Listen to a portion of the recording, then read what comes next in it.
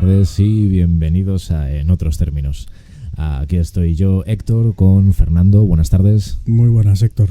Y hoy hemos decidido hacer un pequeño parón en todo lo que teníamos planeado para ir grabando, porque la realidad es más acuciante, es más importante. Y nos tenemos que acercar un poquito a ese conflicto no global, en parte, entre Rusia y Ucrania, ¿verdad, Fer? Sí, la semana pasada ya estaba este conflicto en marcha, pero la verdad es que todavía no estaba suficientemente avanzado y el tema estaba bastante sensible y no teníamos información suficiente como para decir algo medianamente constructivo o que aporte algo. En el momento en el que grabamos este programa hay dos delegaciones reunidas, la de Rusia y la de Ucrania, en Turquía. Y bueno, yo no sé qué saldrá de ahí, pero ya llevamos más de 2 semanas de conflicto y creo que conviene, sobre todo por culturizarnos, me incluyo, porque yo he leído mucho sobre este tema estos días, pues un poco sobre la historia de esa zona, la relación, vamos a decir, agridulce entre Rusia y Ucrania, bueno, entre Rusia y todos los pueblos de alrededor. Y bueno, para poner en contexto esto, en un contexto relativamente amplio, vamos a hablar de ello. La información es tan densa que me resulta imposible hacerlo en un solo programa. De hecho, lo hablamos tú y yo. Entonces lo hemos dividido en 2. El primero, que es el de hoy, lo vamos a llamar, y le pusiste tú ese nombre y me gustó, el peso de la historia. Sí. Porque la historia, entender la historia lo más detallada posible, sobre todo en los últimos años, es vital para entender este conflicto. Así es, y es un poco lo que nos ha motivado a todo esto. De hecho, yo en un principio, cuando se planteó hacer un programa sobre el tema, me mostré un poquillo reticente, diciendo es que ya hay mucha opinión al respecto, ¿qué podemos aportar? En cambio, comentando sobre qué podríamos aportar, surgió este punto crucial, que era propuesta de Fernando, acerca de la historia de ambos países. ¿Qué ha ocurrido hasta el día de hoy? No centrar nuestro foco directamente en el conflicto de ahora y vamos a opinar y a decir qué tienen que hacer, sino intentar comprender qué es lo que ocurre en una zona que tiene una historia que es fascinante. Lo hemos estado comentando en el clásico café pregrabación, que es una zona que es un hervidero en muchos sentidos, a veces para bien, a veces para mal, pero al cual vamos a intentar acercarnos en este primer capítulo. Claro, lo de analizar el conflicto hay que hacerlo, lo haremos en el segundo programa. Obviamente intentaremos cuñadear lo menos posible, teniendo en cuenta que somos 2 cuñados. Sí, además cumplimos el perfil en todos los aspectos prácticamente. Claro, somos 2 enterados aquí en una guardilla haciendo un programa de radio a coste cero. O sea, sí, eso es, tras haber leído mucho. Tras haber leído mucho por internet. Eso es. Pero bueno, intentaremos cuñadear lo menos posible y si veis alguna burrada, no dudéis en comentarlo. O sea, ¿qué tonterías estáis diciendo? Esto no es verdad, esto es mentira, esto no sé qué. A mí eso me gusta. Sí. Siempre que se haga desde el respeto, claro. Toda fama, iba a decir, toda crítica es buena, supongo, ¿no? Sí, bueno, sí. Como dicen, toda publicidad es buena. Yo discrepo con eso, pero bueno, es otro debate. Vamos a intentar plantearlo desde el punto de vista geopolítico, que a mí la geopolítica tengo una relación agridulce con ella, porque me parece en parte humo, un 80% humo, 20% muy útil. Sí, lo es. Yo intento ir a la parte útil. ¿De acuerdo? Entonces, vamos a usar una herramienta que a mí me encanta, que mal suena, que se llama Google Earth, conocido por todo el mundo, que desde que apareció yo me he pasado horas mirando mapitas y todas estas cosas para entender un poco la historia, y la usaremos también en el segundo programa. Sí, y ahí Google Earth, tengo que decir una cosa desde el rollo historicote, para tema de arqueología ha servido en los últimos años para muchos avances y descubrimientos que han facilitado como una herramienta de campo para poder ver todo tipo de yacimientos, sobre todo los relacionados con las zonas costeras y marítimas, que es una cosa bastante curiosa. La evolución técnica permite que vayamos descubriendo más de todo. Sí, de hecho la herramienta también permite ver la profundidad en los océanos y en los mares en cada punto del globo. O sea, es una herramienta muy potente y está, a mi entender, infraexplotada, aunque en el mundo académico se utiliza mucho, pero todavía le queda muchísimo. Bueno, solo como dato, el año 2020 Microsoft sacó al mercado el nuevo Flight Simulator, Sí. cuyo, digamos, mapa de juego es todo el mundo, a partir de los mapas de Bing. No exactamente los de Google, pero bueno, que el modelo es el mismo.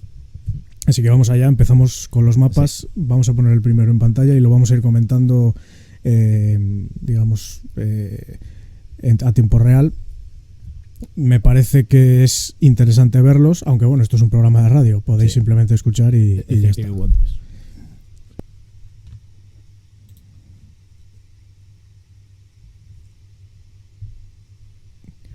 Bueno, pues aquí tenemos nuestra querida herramienta. La voy a poner a pantalla completa. Esto es nuestra querida Europa. Sí. Como una introducción, vamos a definir una gran región que existe en Europa, que bueno, por si no nos hemos dado cuenta, Europa es una llanura gigante, con excepción de algunas zonas, como en la que vivimos nosotros.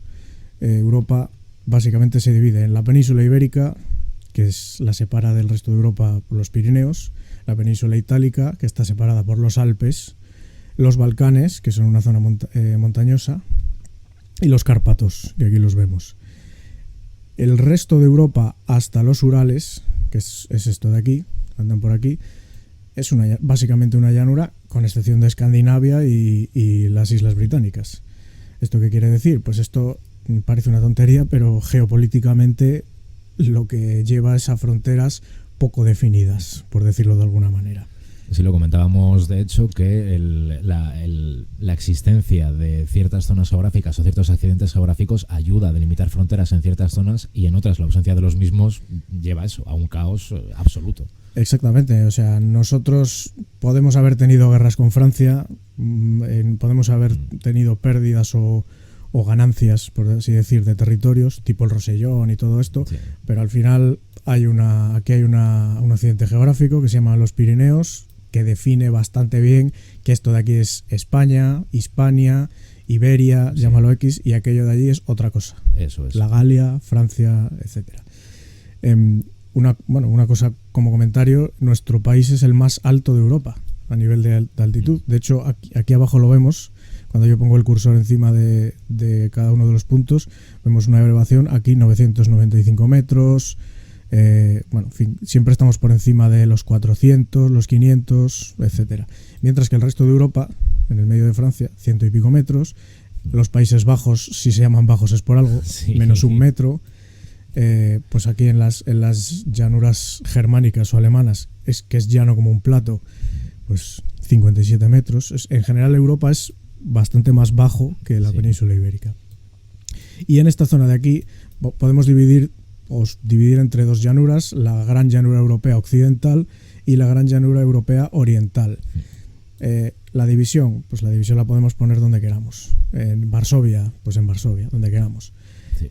El caso es que históricamente, y esto vamos a hablar, digamos, de prehistoria, historia antigua, etcétera, sí. Esta gran zona que es la Rusia europea, es decir, la que está la Cisuralia, o sea, es lo que está más acá de los Urales, pues es una zona poblada de siempre, pero muy poco conocida. Sí.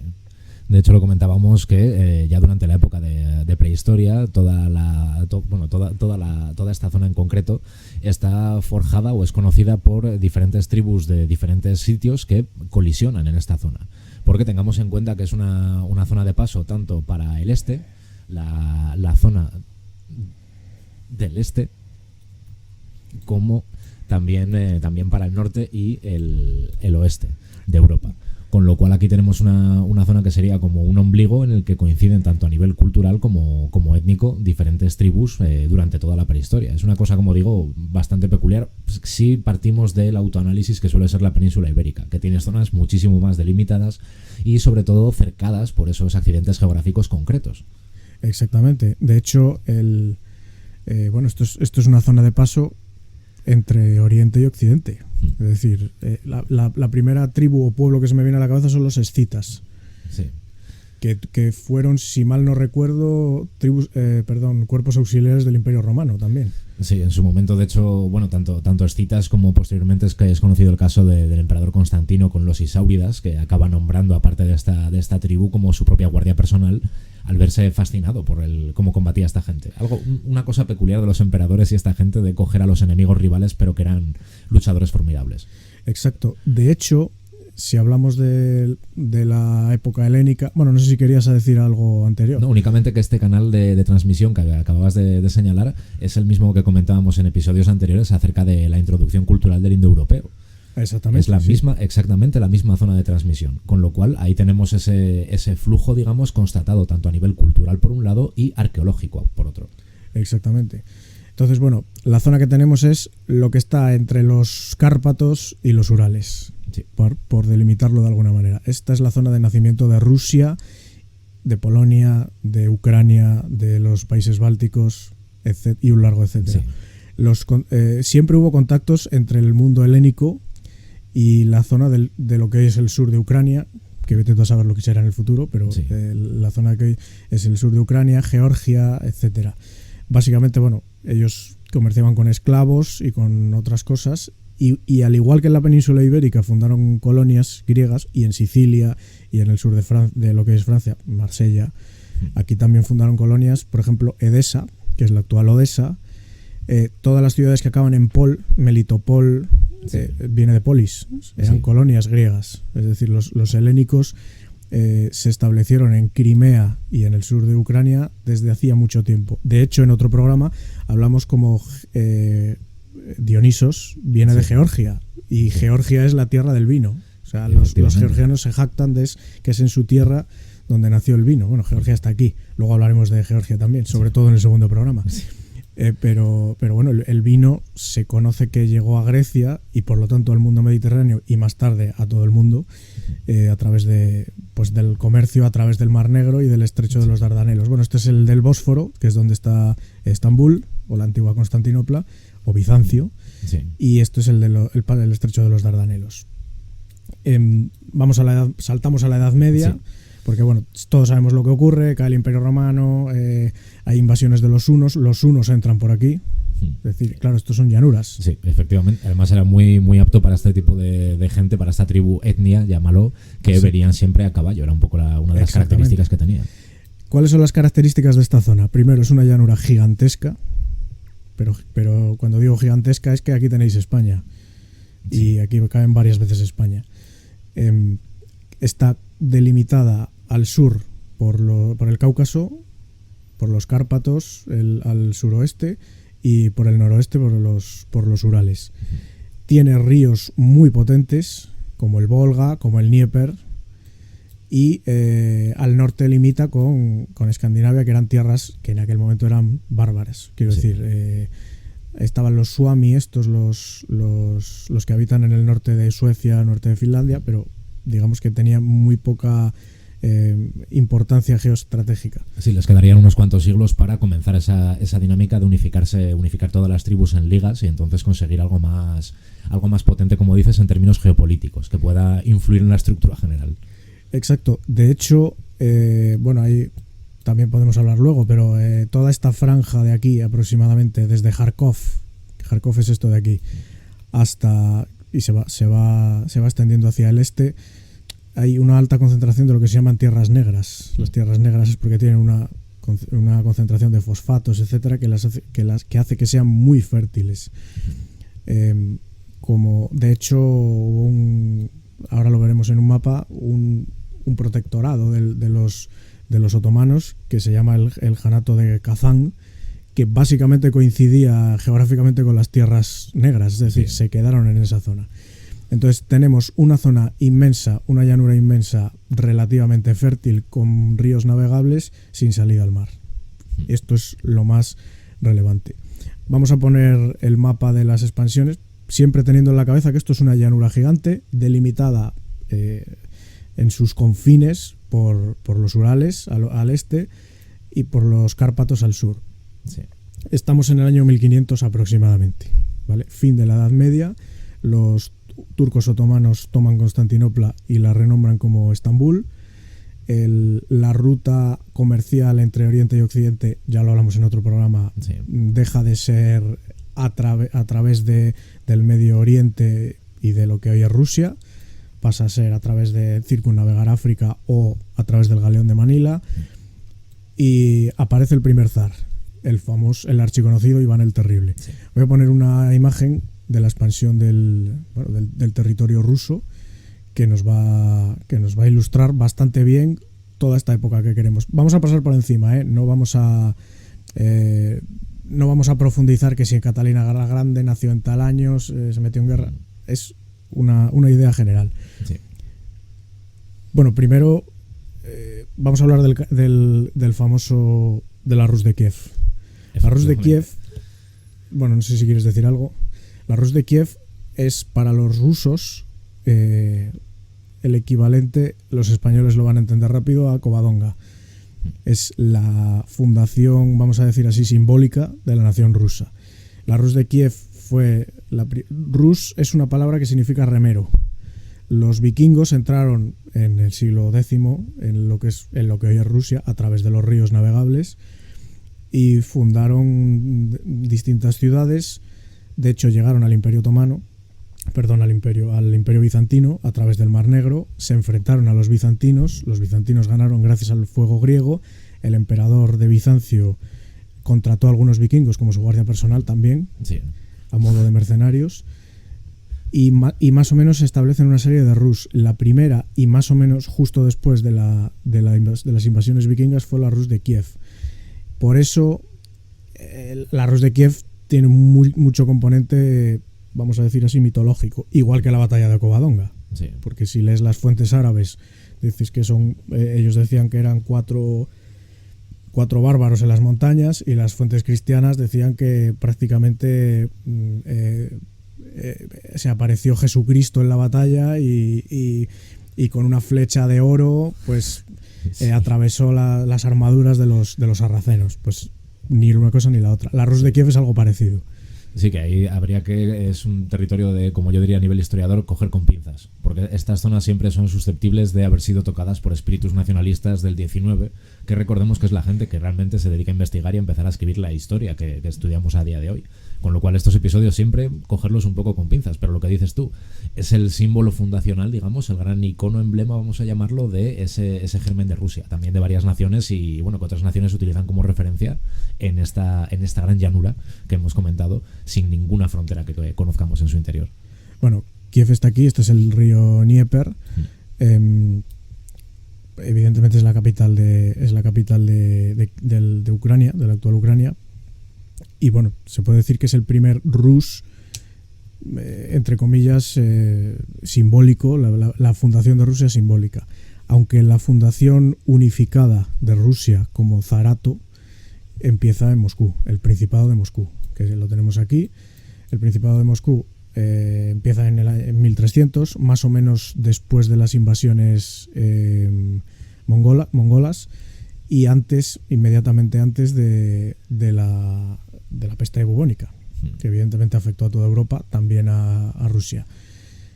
Sí, que de hecho una de los focos principales de peste durante en el comienzo de la peste negra, de las grandes epidemias, fue la zona de Crimea, que ya hemos comentado que a nivel portuario, a nivel comercial, era un enclave muy importante, y lo sigue siendo durante toda la historia.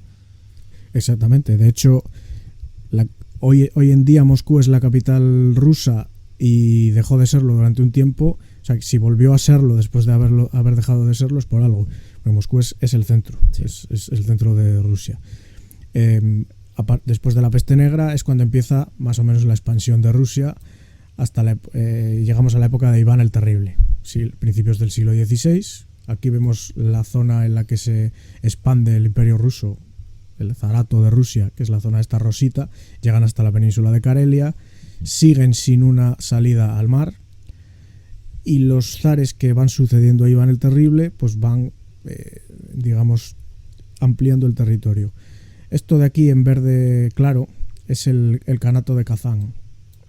Más o menos viene a coincidir con las Tierras Negras, las orillas del Volga, entre el Donetsk y el Volga, y hacia el este se extienden las Tierras Negras, que es una de las principales zonas. De hecho, es la zona que exporta un tercio del trigo, de las exportaciones de trigo que hay en el mundo, un tercio vienen de esta zona. Sí, de hecho ayer me comentaste tú una noticia curiosa acerca de actualmente el precio del pan en Egipto y la subida que está teniendo con el tema desatado en parte por el conflicto y el aumento del precio de los cereales derivados de toda esta zona, de todas estas zonas. Sí, a ver, claro, bueno, lo hablaremos en el segundo programa, pero requeriría mayor profundidad acerca de el porqué de todo esto, pero me ha recordado eso acerca de zonas productoras. Claro, el resumen es: ¿qué sociedades utilizan mayor parte de su renta para comprar comida? Las más pobres. O sea, las más afectadas van a ser las más pobres, que en volumen y en proporción importen más trigo. Sí. Pero bueno, eso es, digamos, vamos a dejarlo para el segundo harina programa. De otro costal. Nunca mejor dicho. Esto de aquí lo digo porque es interesante. El Kanato de Kazán más o menos coincidía con las tierras negras. Luego está el Kanato de Astracán. Astracán es la ciudad que está en la desembocadura del Volga hacia el mar Caspio. La desembocadura del Volga es bastante impresionante. Parece, bueno, no lo digo, lo hago, como decía un humorista. Esto de aquí es el Volga, esta es su desembocadura en el mar Caspio. Como veis, es un delta tipo el Nilo, una cosa así, y obviamente son unas marismas, y aquí esto de aquí es Astraná. Entonces, el Imperio ruso se va expandiendo hacia el sur a costa de distintos janatos musulmanes, más o menos vinculados al Imperio Otomano, que es su gran rival histórico. Incluso, no digo que lo siga siendo, pero bueno, Turquía ha tenido un peso importante en la historia rusa. Van ganando territorios hacia el sur y finalmente bueno, vamos a hablar de Pedro I. Sí. El gran imperialista, por así decirlo, ruso es Pedro I. Pedro I es el que primero lo intenta con Crimea. Crimea, esto es el Kanato de Crimea. Esto que vemos aquí. Era se llamaba Janato porque mandaba un Han, me imagino, un Khan, una especie de señor de la guerra, una cosa así, más o menos títere del Imperio Otomano.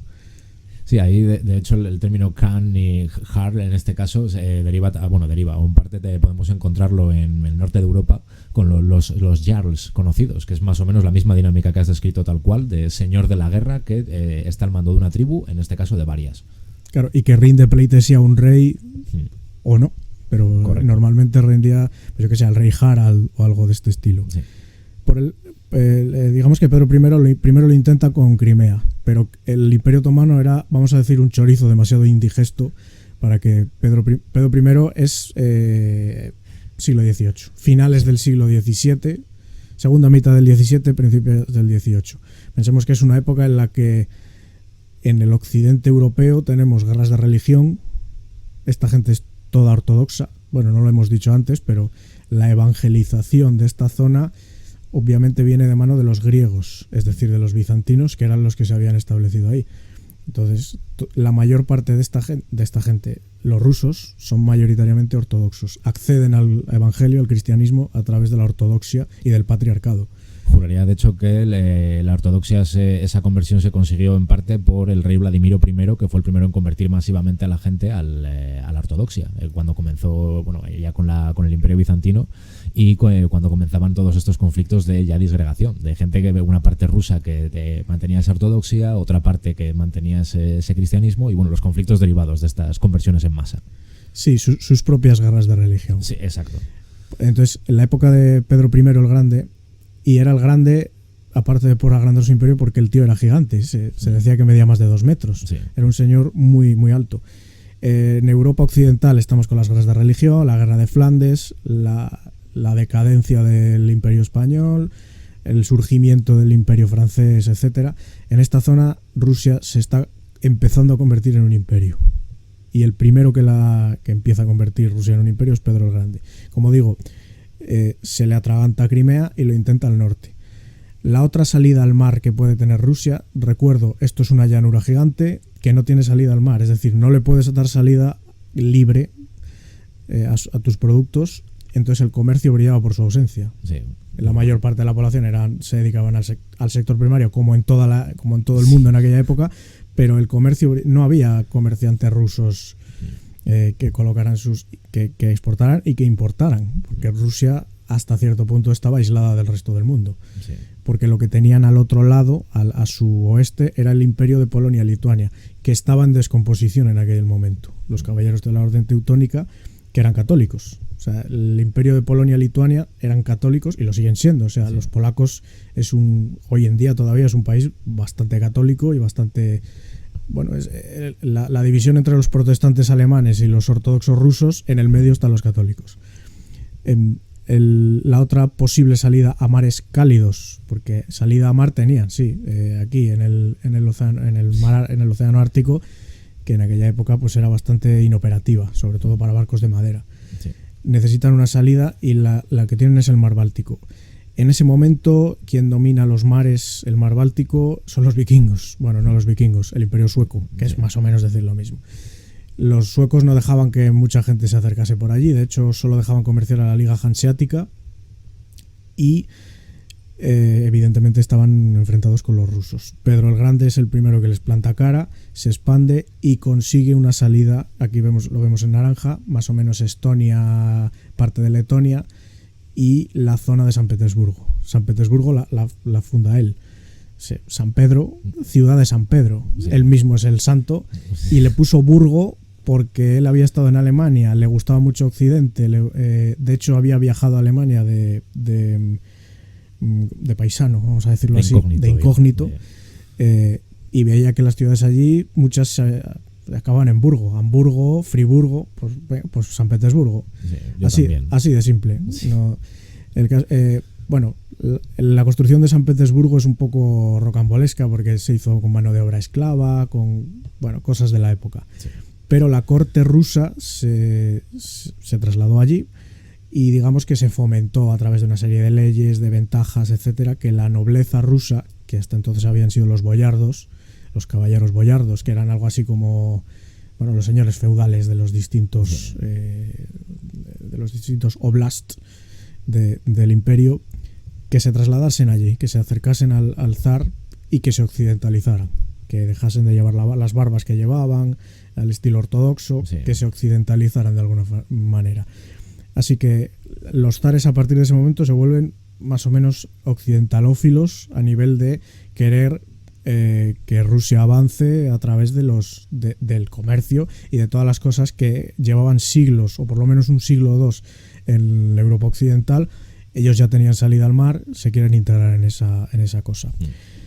Continúan los zares. La segunda zarina más relevante es Ekaterina la Grande, que ya parece que mira al sur y puede que ya se ve que ya con capacidad de digerir ese chorizo que hablábamos antes, que es el Imperio Otomano. El Imperio Otomano sigue controlando a través de su títere, el Janato de Crimea, pues la salida al Mar Negro.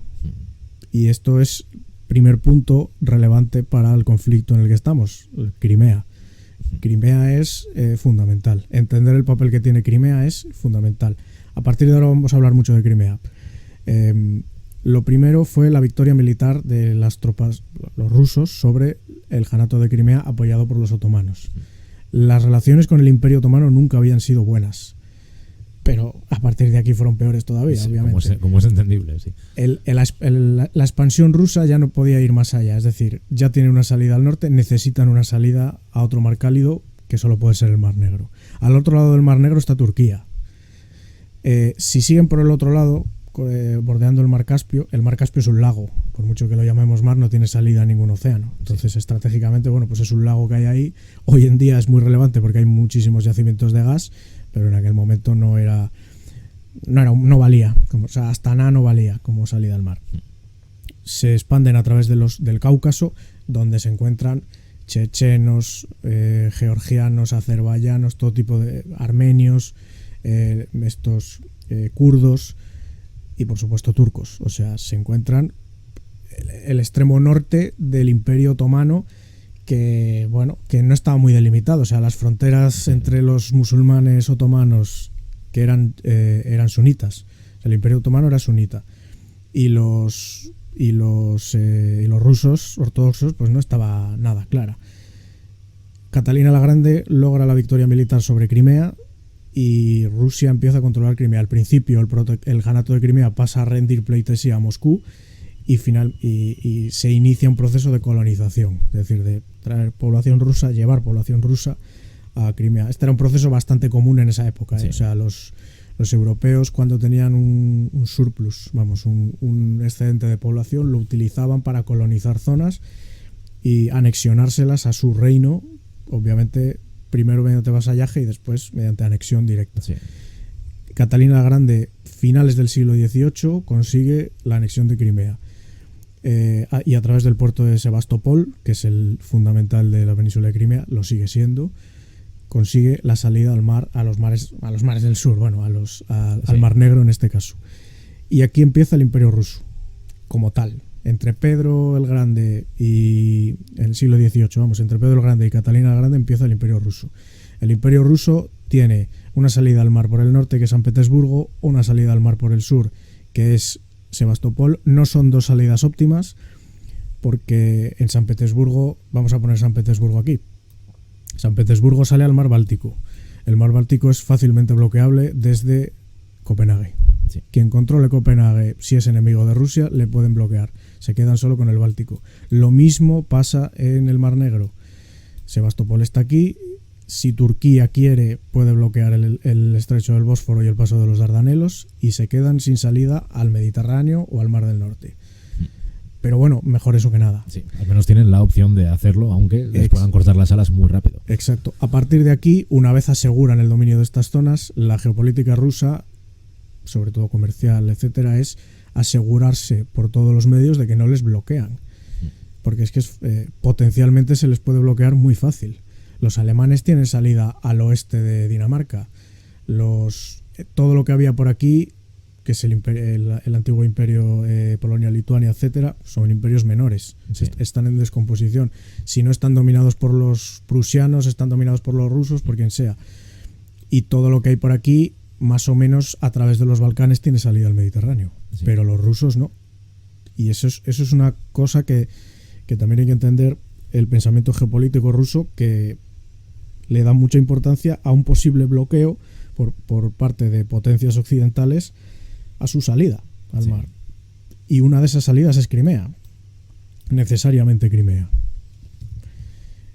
Si avanzamos un poco en el tiempo, siglo XIX. Vamos a pasar rápido con esto, que nos queremos ir a la Guerra Fría ya.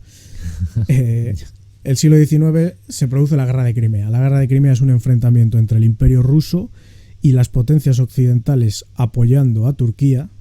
El Imperio Otomano en mediados del siglo XIX ya era un imperio decadente. Lo que ocurre es que la decadencia del Imperio Otomano fue muy lenta y terminó en la Primera Guerra Mundial. Pero desde más o menos Napoleón hasta 1918, que fue cuando termina el Imperio Otomano, fue un imperio completamente decadente, que fue perdiendo poco a poco su capacidad de innovar, su capacidad tecnológica, su capacidad exportadora, todo tipo de cosas.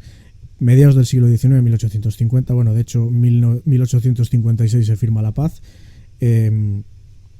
Hay un conflicto en el Mar Negro entre el Imperio Otomano y el Imperio Ruso. Británicos y franceses apoyan el Imperio Otomano.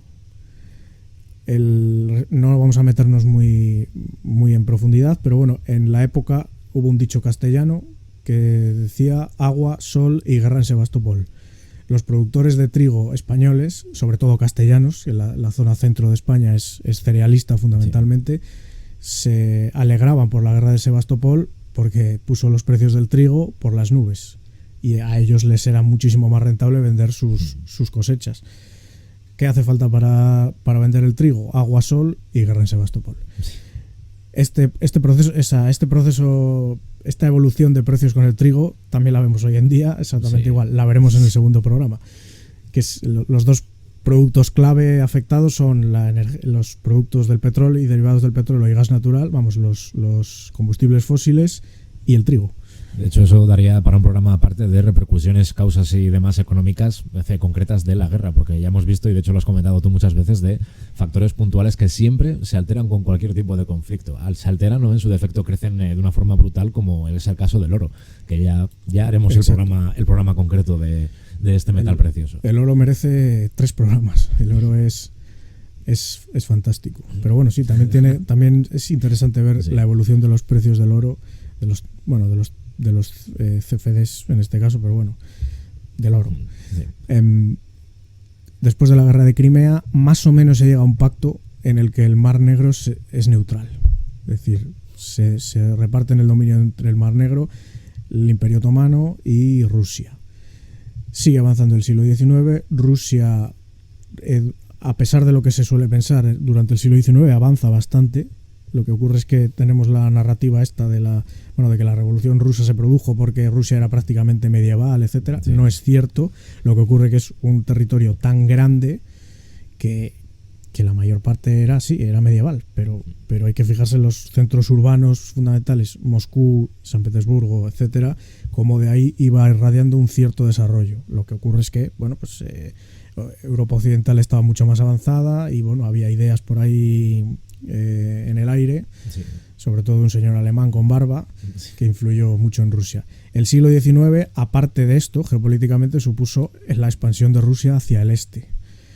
Pasaron los Urales, se encontraron con un territorio gigantesco en el que apenas había población, había pueblos allí, había pueblos asiáticos mongoles, tipo mongoles, de las estepas, pero los rusos, con su capacidad demográfica, fruto del siglo XVIII, su expansión comercial, etcétera, colonizan todo aquello y llegan hasta Extremo Oriente. Y en Extremo Oriente se encuentra el Imperio Chino en franca decadencia en el siglo XIX. De hecho, en el siglo de la humillación, metidos de lleno en la guerra contra los británicos, una cosa totalmente deshecha. Se encuentra el incipiente Imperio del Sol Naciente, con el que se enfrentan varias veces y ganan varias veces, y fundan Vladivostok. Vladivostok es una ciudad europea del este, pero europea en Extremo Oriente. Vladivostok está al lado de la frontera con Corea del Norte, y se pueden ver, ahora pondremos algunas imágenes de que el estilo arquitectónicamente es una ciudad rusa. Sí. Dentro del Imperio Ruso, que es enorme, ahora sí que se convierte en el imperio más grande de la Tierra, incluso saltan el estrecho de Bering, colonizan Alaska y se la venden a Estados Unidos, sí, a Abraham Lincoln. Efectivamente. ¿Qué? Porque ya tenían tanta tierra que vamos a vender tierra, no podemos abarcar tanto.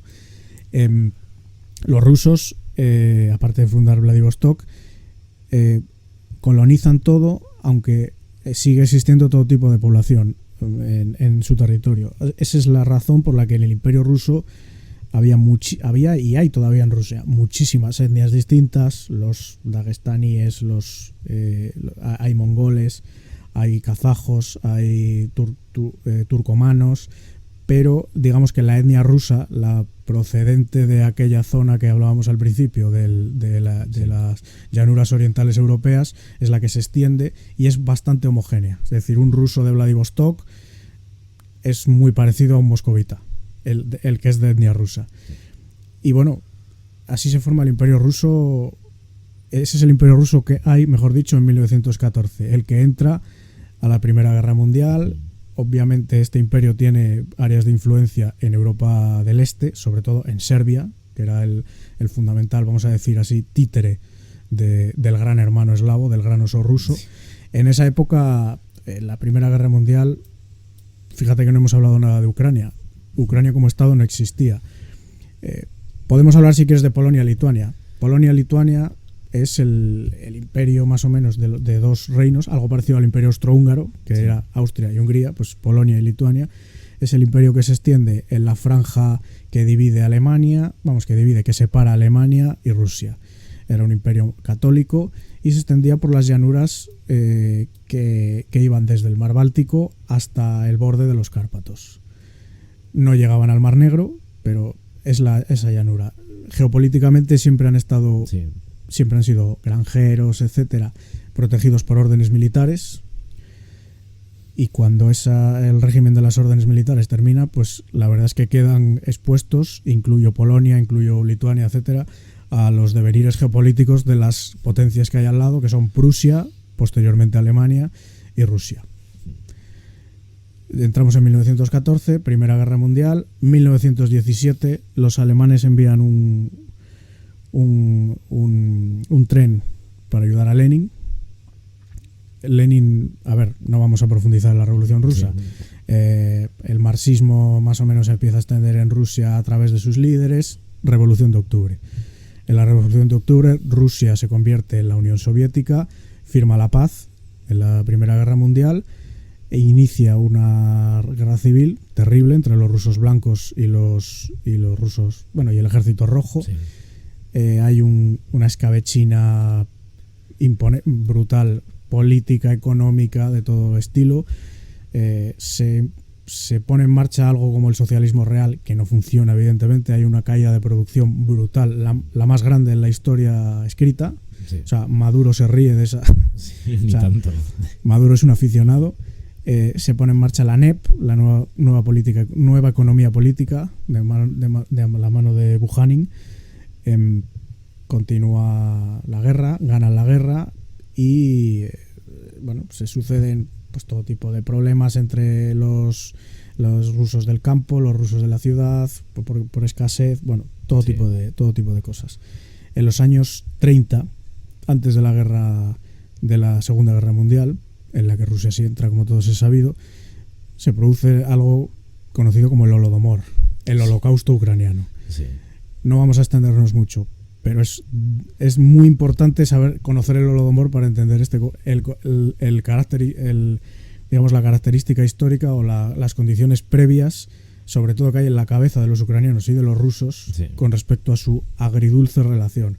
El Holodomor fue una hambruna masiva, cuando digo masiva es masiva, varios millones de personas, una hambruna masiva producida en Ucrania en los años 30.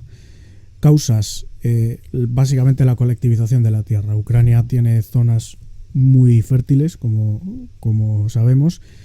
Stalin, cuando llegó al poder, su idea, resumiendo, su idea era hacer crecer a la Unión Soviética consiguiendo capital extranjero, o sea, divisa extranjera, moneda fuerte, a través de cambiar los sectores que tenía, en este caso el sector primario, tierras negras, a la exportación.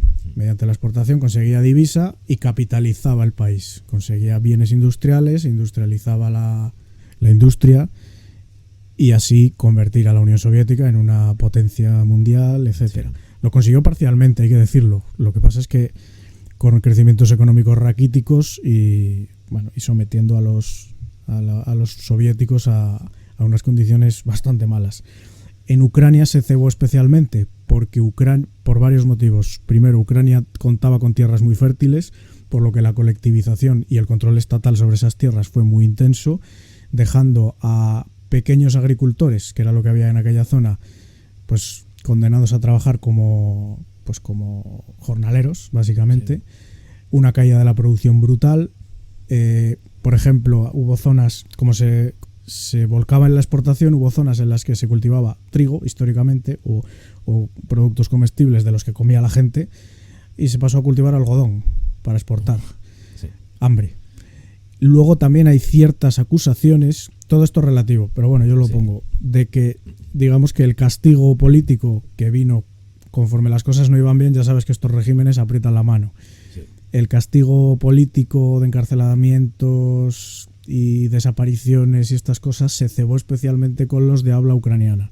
Ahí hay dos lenguas, el ruso y el ucraniano, que llevan conviviendo desde hace mucho tiempo y siguen conviviendo. Lo que pasa es que ahora de forma no pacífica. Digamos que el régimen de Moscú, el régimen de Stalin, se cebó especialmente con los de habla ucraniana porque les consideraba como una especie de un plus de sospecha sí. sobre su no lealtad al partido. Obviamente las fuentes históricas rusas esto lo niegan, pero bueno, yo lo pongo encima de la mesa. Yo no estoy aquí para hacer propaganda, yo lo digo. Sí, ahí lo que dices tú, que son datos descubiertos y sobre todo a posteriori de toda la tragedia que supuso el Holodomor y todo lo que implica, lo que dices tú, que es como la catástrofe que te deja muy claro que supone todo lo que había detrás dentro de la URSS y sobre todo también todo lo que salpica a Ucrania, que es un lugar donde se ceba una auténtica brutalidad. No sé cuántos millones de muertos eran, pero más de que en para arriba. Claro, supuestamente más que en el propio Holocausto. De hecho, según un estudio que se hizo recientemente, el 60% de los ucranianos decían tener algún antepasado afectado por el Holodomor. O sea, claro, el Holodomor fue en la época de nuestra guerra civil aproximadamente, un pelín antes, años 20, 30, y así. luego llegó la Segunda Guerra Mundial, Operación Barbarroja, ¿vale? O sea, Segunda Guerra Mundial se desarrolló, como todos sabemos, y los alemanes, vamos a decir que incumplen el pacto Molotov-Ribbentrop e inician en 1941 la Operación Barbarroja y ocupan, bueno, y los soviéticos hacen lo que siempre hicieron en las guerras, dejar tierra de por medio, política de tierra quemada. Entre otras tierras, eso era Ucrania. Sí. Los alemanes entran en Ucrania y los ucranianos, ucraniófonos, o los hablantes de ucraniano, los sectores más nacionalistas, los más damnificados por la Unión Soviética, etcétera, etcétera, etcétera, ven a los alemanes como liberadores, obviamente. Sí. Una figura interesante es Stefan Bandera. Stefan Bandera era un colaboracionista con los nazis ucraniano. Tiene todavía hoy estatuas en Ucrania. A ver, estoy entrando en la polémica de lleno, de que si hay neonazis o no hay neonazis. Pues sí, hay neonazis en Ucrania como los hay en todos los sitios. Pero en todos los países del este, la Wehrmacht, los alemanes, la Segunda Guerra Mundial, tiene una connotación extra que en Europa Occidental no existe, y es que los alemanes, de una manera u otra, eran los que les liberaban de los soviéticos cuando llegaban. Y hay una parte de ucranianos que, sin ser neonazis necesariamente ni nada por el estilo, relacionan la Alemania nazi con aquellos que vinieron y les liberaron, claro, a ellos, a los judíos no, sí. Que también había muchos judíos que esos obviamente no piensan lo mismo, no. Pero que entre comillas les liberaron de los soviéticos. Obviamente los alemanes lo que querían era llevarse bien con la población local para tener controlado el territorio y, en un caso dado, tener carne de cañón para poder llevar al frente. O sea, a voluntarios ucranianos, ¿queréis luchar contra los soviéticos? Tomad un fusil y al frente. Otra cosa que cabe destacar es que las tierras negras fundamentalmente están en el oriente de Ucrania.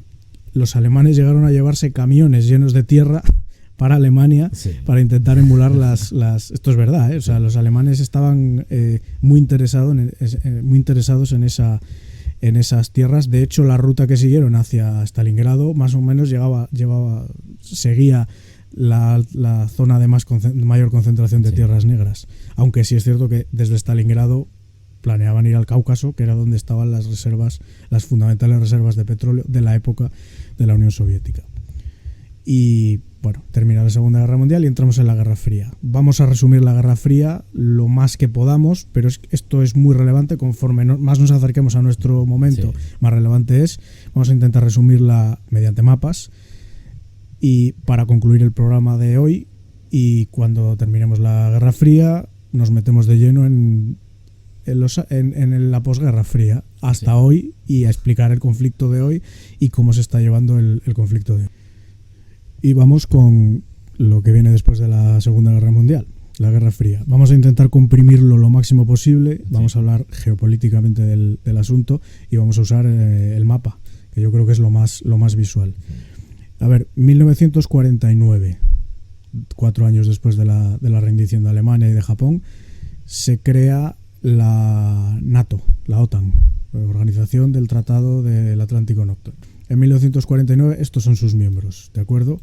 Obviamente el líder absoluto es Estados Unidos, el vencedor absoluto de la guerra junto con la Unión Soviética, Canadá, esos son los de Norteamérica, y en Europa los aliados y uno de los países ocupados, que fue Italia.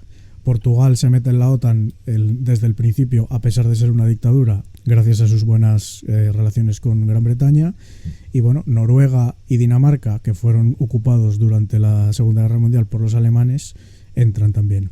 Islandia, que había sido una colonia, un protectorado, como lo quieras llamar, un territorio ultramarino de Dinamarca, se independiza, pero entra en la OTAN automáticamente. Lo mismo pasa parecido pasa con Groenlandia, que sigue siendo a día de hoy un territorio de ultramar de Dinamarca. Esto es la OTAN. En el año 1952 se amplía hacia el este, pero hacia el este del Mediterráneo. Se mete en Grecia y Turquía. No olvidemos que Turquía nunca tuvo buenas relaciones con Rusia, tampoco con la Unión Soviética, para entendernos.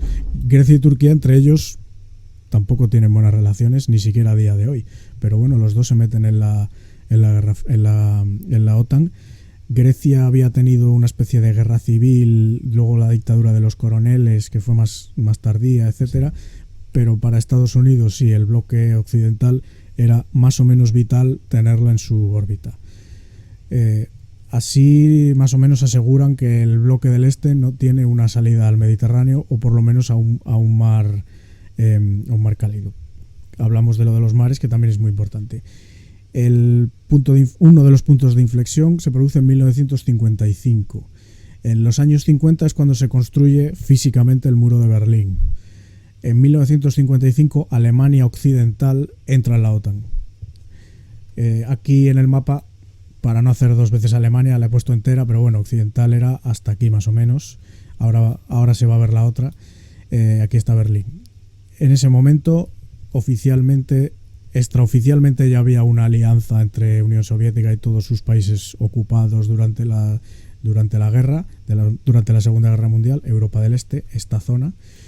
Pero oficialmente se firma el Pacto de Varsovia. El Pacto de Varsovia incluye la Unión Soviética y todos los países del telón de acero: Checoslovaquia, Alemania del Este, Polonia, Hungría, Yugoslavia, Rumanía y Bulgaria y Albania.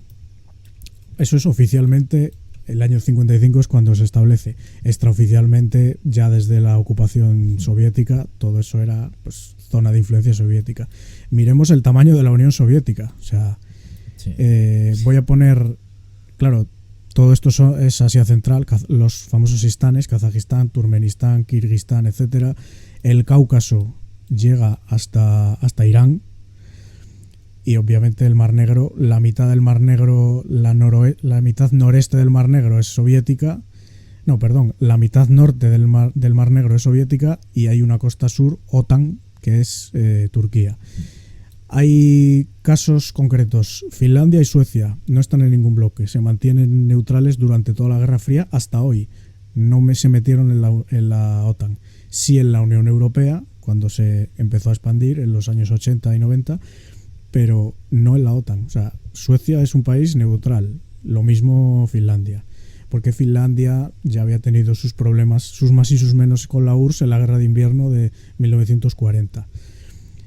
De hecho, los soviéticos intentaron ocupar Finlandia y hubo un tratado de paz, los soviéticos se quedaban con tal territorio, etcétera, pero les costó muchísimo a los soviéticos la operación de Finlandia. 1955, ya digo, digamos que oficialmente ya hay un telón de acero. La doctrina de la Guerra Fría de la Unión Soviética era fundamentalmente conscientes de que su poder era bastante menor que el del bloque occidental, aunque aquí lo veamos como algo gigantesco. Primero, que está rodeado por todos los lados, y segundo, que no hay ningún país rico aquí metido. Eran todo países deshechos, y la propia URSS no era un país rico. Era un país que crecía muy lentamente, se iba industrializando a través de los planes quinquenales. O sea, básicamente, si los soviéticos producían 100, el Estado les quitaba todo lo que podía, exportaba, conseguía moneda dura, importaba, sea bienes industriales, sea licencias industriales, por ejemplo, para fabricar sus propios tractores en base a diseños italianos, alemanes, etcétera. Y bueno, sí, básicamente esa era su estrategia de Stalin. Cuando murió Stalin, se produce el 20 Congreso del Partido Comunista de la Unión Soviética. Hay una guerra interna dentro del Partido Comunista en la que salen... Bueno, claro, Stalin tenía un poder tan absoluto que deja un vacío enorme. Se mete Nikita Khrushchev, se mete el mariscal Zhukov, el vencedor de Stalingrado, sí, se mete Beria, que era el jefe de los servicios secretos, de lo que luego sería la KGB. Se mete una serie de gente que al final hay una guerra interna. Creo que 24 horas después de morir Stalin, ejecutan a Beria en el propio Kremlin. Sí. O sea, una guerra interna brutal que acaba ganando Nikita Khrushchev, que era ucraniano, por cierto. A partir del 20 Congreso, la política de la Unión Soviética cambia un poco y se ablanda un poco respecto de los estándares de Stalin, que digamos que era del puño cerrado, era mano dura. Digamos que Khrushchev era mano un poco más blanda. A ver, desde nuestro punto de vista, Khrushchev era un dictador aberrante, pero claro, comparado con Stalin, parece sí, el primer demócrata del mundo. Sí. De hecho, durante Khrushchev cambia la política, esto es relevante, cambia la política de la URSS, deja de orientarse tanto a exportar para que el país crezca como para utilizar esos recursos que detrae de la población para volverlos a gastar en la población, por ejemplo, con la construcción de viviendas. La Unión Soviética se llenó, las ciudades de la Unión Soviética crecieron muchísimo físicamente en la época de Khrushchev porque construyó muchísimas viviendas, aquellos bloques que vemos de Rusia y de Europa del Este, todos iguales como panales de abeja, allí los llaman khrushchevas porque son las viviendas que se construyeron en aquella época. Más o menos el equivalente aquí en España cuando vemos Ministerio de la Vivienda, un yugo y unas flechas el yugo y las flechas, para los que no seáis españoles, eran más o menos la simbología del régimen de Franco cuando gobernaba aquí en España, hasta los años 70, hasta el 75. Claro, ahí la Unión Soviética empieza a cambiar de política económica y geopolítica. La geopolítica de la Unión Soviética fundamentalmente es utilizar el servicio secreto y de propaganda para influir en países del tercer mundo, para que pongan en marcha revoluciones de corte socialista que les acerque a la Unión Soviética, a una dependencia de la Unión Soviética, y por otro lado tener el mayor número de ojivas nucleares posibles para que nadie les ataque. Ellos saben que en una guerra directa no pueden competir con Estados Unidos, ni a nivel industrial, ni siquiera a nivel militar. Pero si tienes tal cantidad de bombas nucleares que puedes destruir el mundo, pues hombre, eso te da cierta seguridad. Eso sigue siendo hoy así en Rusia, ¿eh? O sea, Rusia sigue siendo el number one en ojivas nucleares por encima de Estados Unidos. No desplegadas, pero sí almacenadas. Seguimos avanzando en la Guerra Fría, para ir rápido. 1982 entra España. España sale del régimen en 1975. Hay un referéndum, OTAN sí, OTAN no. Bueno, entra en la OTAN. Y a lo largo de la Guerra Fría vamos a decir que surgen amigos y enemigos de Estados Unidos, países más o menos alineados con la Unión Soviética, aún sin formar parte del Pacto de Varsovia y demás. Vamos a poner algunos relevantes, o por lo menos que a mí me parecen relevantes. Vamos a Asia, o por lo menos al Pacífico. En el Pacífico tenemos Australia, aliado de Estados Unidos. Los azulitos son, digamos, amigos de Estados Unidos, del bloque occidental, llamémoslo X. Japón, obviamente Japón es ocupado por Estados Unidos después de la Segunda Guerra Mundial y su modelo político está inspirado en el americano, porque la Constitución la redactaron los americanos prácticamente. Corea del Sur, ahí en la guerra de Corea en los años 50, pues el Corea del Sur queda bajo la influencia norteamericana. Taiwán, el caso de Taiwán es raro, pero bueno, para no extenderme, Estados Unidos no reconoce oficialmente Taiwán como Estado, pero extraoficialmente, pero oficialmente a su vez está dispuesto a defender Taiwán frente a una agresión de la República Popular China. Esta última no reconoce obviamente la soberanía de Taiwán, reconoce que Taiwán es un territorio más de China. Vamos a seguir en Asia. Vamos con los enemigos. En Asia, está la guerra de Vietnam. No tenemos enemigos relevantes de Estados Unidos durante la Guerra Fría. Seguimos por otras regiones. Medio Oriente, obviamente Oriente Próximo. El más obvio que se nos viene a la cabeza es Israel, obviamente aliado de Estados Unidos. Hay 4 guerras entre Israel y sus vecinos. Para no extenderme de nuevo, voy a marcar aquí los que quedan de aquella época, porque Egipto se alineó mucho con la Unión Soviética, pero después de la guerra del Yom Kippur, vamos a decir así, que se neutralizó. Sí. Neutralizó en el sentido de que se volvió neutral. Así que los que quedan hoy de aquella época digamos, relevantes son Siria, donde Rusia todavía tiene la única base militar en el extranjero que tiene, es la base naval de Artus en Siria, en el mar Mediterráneo. Tenemos como amigo de Estados Unidos Arabia Saudí, sobre todo a partir del fin del patrón oro, que es otro tema digno de hablar, pero bueno, básicamente se puede decir que Arabia Saudí salvó el dólar. Un debate, yo pienso que sí. Continuamos en África. África era el vacío. África eran básicamente países que se acababan de descolonizar, muy pobres. en los que jugaba la Unión Soviética su baza de la propaganda, muy fuertemente. De hecho, la mayor parte de países africanos tenían algún tipo de líder, medio nacionalista, medio socialista, una cosa así, Sí. que se lanzaba de forma más o menos intensa a los brazos de la URSS. ¿Cómo operaba el bloque occidental allí? ¿Mediante la propaganda? No, mediante dos instituciones que todavía existen, que se llaman Fondo Monetario Internacional y Banco Mundial. Básicamente, te doy crédito barato, pero te portas bien. Sí. Es decir, unos usaban la propaganda y otros usaban el dinero. Cuando cayó la URSS, para África fue un auténtico desastre, porque África se llenó de armas baratas. La película de Nicolas Cage, ¿cómo se llama? El Señor de la Guerra. El Señor de la Sí. Guerra. Muestra lo que pasó cuando cayó la URSS y un montón de AK Kalashnikov, AK-47 invadieron África y fomentó una serie de conflictos civiles allí brutal. Pero bueno, en el norte de África tenemos el Reino de Marruecos como aliado de Estados Unidos histórico.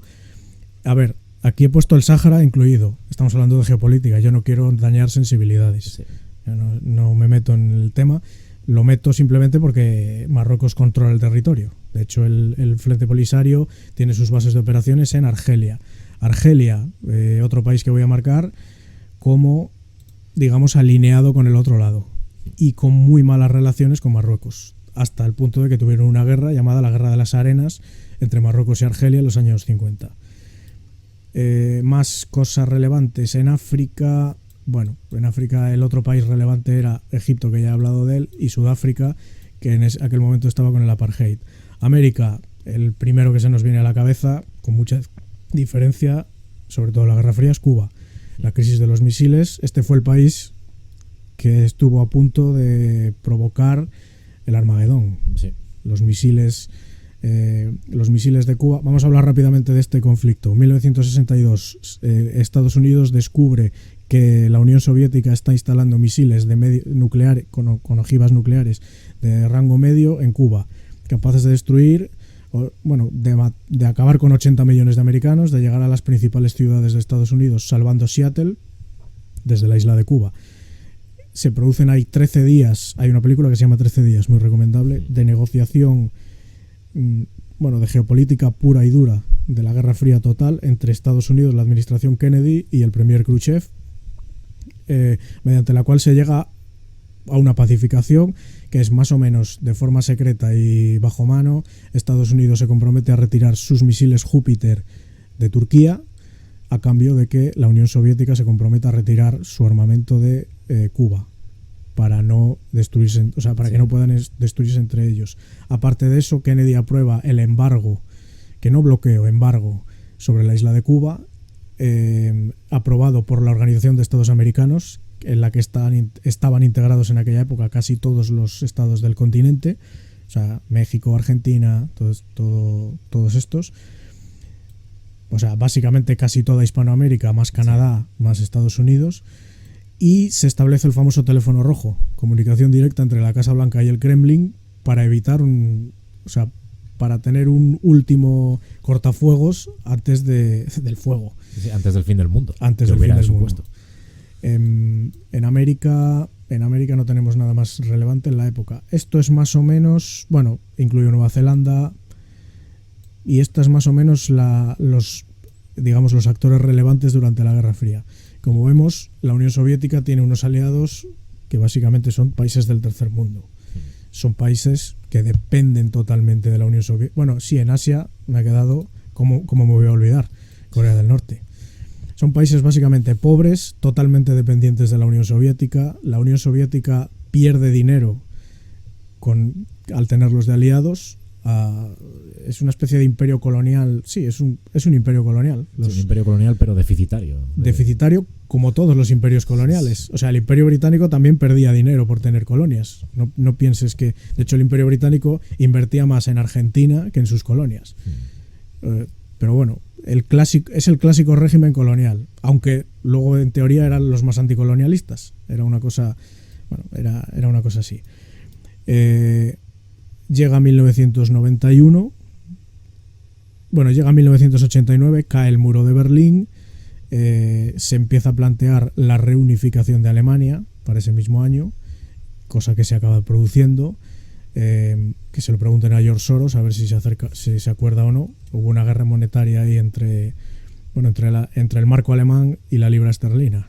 Obviamente había una especulación qué iba a pasar con el marco alemán cuando un país equivalente a un tercio de lo que entonces era Alemania, muchísimo más pobre, se integrase en Alemania. ¿Qué va a pasar con su divisa? Bueno, se puede ver lo que... Bueno, hay un histórico ahí. Sí. Hubo un especulador muy famoso, Sí. que hubo varios, pero bueno, el más famoso hoy en día fue él. El caso es que cae el muro de Berlín, se reunifica Alemania y la Unión Soviética, a pesar de los esfuerzos del último secretario general, Mikhail Gorbachev, se disgrega. Se llega a un pacto entre Baker, que era el secretario de Estado de Estados Unidos, y los últimos estertores del Partido Comunista de la Unión Soviética en el poder. Sigue existiendo todavía, pero los últimos estertores, y la Unión Soviética desaparece. Se retira la bandera soviética del Kremlin, se pone la bandera rusa y, vamos a verlo aquí en el mapa, la Unión Soviética se convierte en, creo que son 12 estados distintos. Suprimo el Pacto de Varsovia y entra Rusia. Voy a poner de fondo también la Unión Soviética. Todo lo rojo es lo que pierde de territorio. Básicamente son 3 frentes: Asia Central, todos los están, el Cáucaso, que se convirtió en un polvorín, sobre todo la parte rusa, y toda esta zona que históricamente había sido, digamos, el buffer, el cortafuegos, la tierra quemada, sí, de los rusos respecto al resto de posibles invasores, etcétera. Como decimos, la Unión Soviética termina, se crea la organización, como es la OTSC, la Organización del Tratado de Seguridad Colectiva, que es una especie de OTAN rusa, en la que entran estados y salen estados, pero los que hay hoy en día metidos son Rusia, obviamente, Kazajistán, Bielorrusia, Kirguistán, que los vemos por aquí, Tayikistán y Armenia. Como vemos, geopolíticamente aquí hay una zona de Europa que queda, entre comillas, huérfana, para acá de los Cárpatos y para allá de los Cárpatos. Ucrania es esto de aquí, ¿de acuerdo? Y yo creo que por hoy lo dejamos. Estamos en el año 1991. Hay un intento de golpe de Estado en Rusia para volver a la Unión Soviética. Hay un señor que se sube a un tanque que lo frena, que sale en la televisión y se llama Boris Yeltsin. Y Boris Yeltsin es el que a partir de entonces va a estar encargado de capitanear la transición de la Unión Soviética a Rusia. Y el resto de países se van independizando. En 1991, el caso de Ucrania, hay un referéndum, se independiza de la Unión Soviética, se crea un nuevo Estado ucraniano con una bandera bicolor. La parte superior es azul, la parte inferior es amarilla. La parte amarilla representa el trigo y la parte azul representa el cielo, más o menos dando pistas de en qué se va a basar su economía. Cosa muy relevante, aquí tenemos el puerto de Sebastopol, la base naval de Sebastopol, que era y es la base naval rusa en el Mar Negro. La península de Crimea pasa a formar parte del nuevo Estado ucraniano, pero se mantiene la base naval el derecho de uso de la base naval de Sebastopol por parte de la Armada rusa. Es decir, ¿Ucrania se independiza realmente del todo? Es una buena pregunta. ¿Se crea un Estado soberano? Habría debate ahí porque lo que dices tú, totalmente del todo, teniendo en cuenta que su territorio por dentro acaba como bien acabas de enseñar, no sigue estando fragmentado, sigue, claro, entre comillas, como rindiendo pleitesía a otro sitio. ¿Bielorrusia es un Estado independiente? Es complejo. En realidad es un buen debate. Y ni tanto.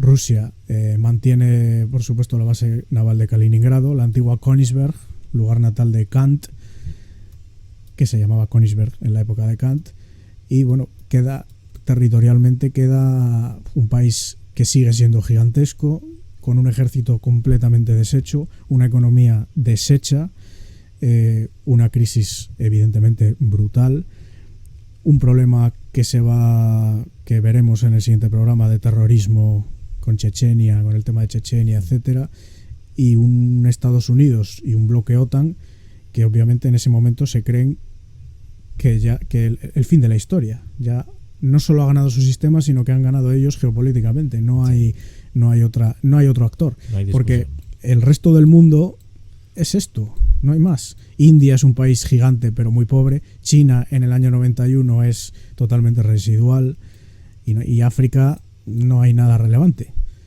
Y Iberoamérica, 3/4 partes de lo mismo más o menos en los años 90. O sea, el mundo real, digamos, de grandes potencias es esto: Europa Occidental y Norteamérica y Japón. Bueno, a ver, Japón, de hecho Corea del Sur era pobre, más o menos pobre todavía de aquella. Se puede incluir Hong Kong, se puede incluir Singapur, pero bueno, como potencias grandes a nivel geopolítico. Japón en el año 91, voy a decirlo así, acongojaba. De hecho, Estados Unidos, la China de aquel momento era Japón.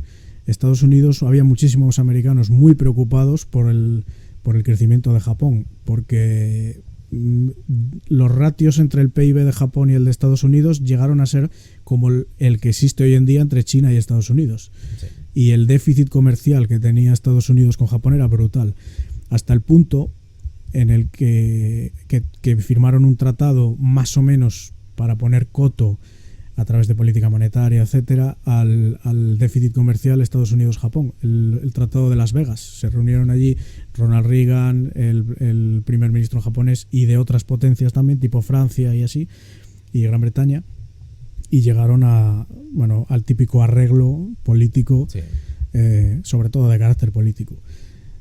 Pero bueno, Japón nunca llegó a ser una dictadura ni nada por el estilo. Japón era una democracia. No había un peligro geopolítico por parte de Japón. Sí.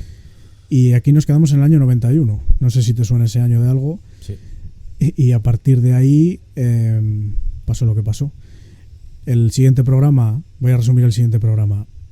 Hablaremos de qué fue de Rusia y qué fue del resto de países del este, incluyendo Ucrania, a partir del año 90 hasta nuestros días, cómo fue su evolución, su desarrollo, y cómo el mundo ha cambiado en los últimos 30 años geopolíticamente desde la Guerra Fría, y cómo también la política exterior rusa y la política rusa en general pues ve un cambio importante, sobre todo, o sea, da un giro importante sobre todo a partir del año 2007.